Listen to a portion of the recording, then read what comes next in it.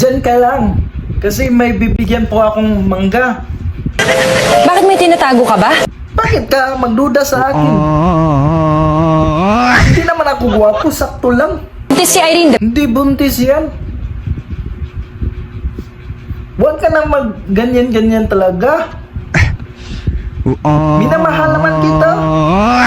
Pero palagi mo akong dinududahan. Aminin mo. Huwag mo akong iwasan natin. Bakit ko naman aaminin yun? Na wala naman akong ginawa. Alam mo na mahal naman kita.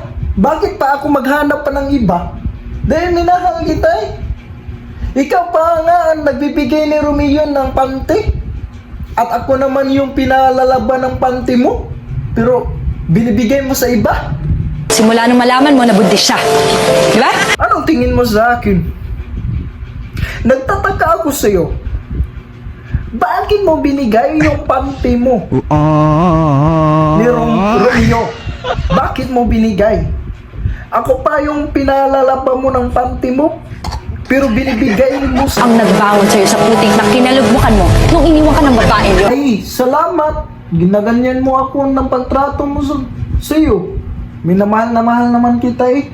Pero ginaganyan mo akong pagtrato. Wala kang utang na loob. Ayan ka na naman. Minamahal naman kita. Pero palagi mo akong dinududahan. Yung utang ng papa mo, hindi ko naman sinisingil. Tapos ang utang ng mama mo, hindi ko naman sinisingil. Bakit mo binigay yung panty mo ni Romeo? Bakit mo binigay? Ako pa yung pinalalaba mo ng panty mo, pero binibigay mo sa kanila? Ano sila? Sinuswerte?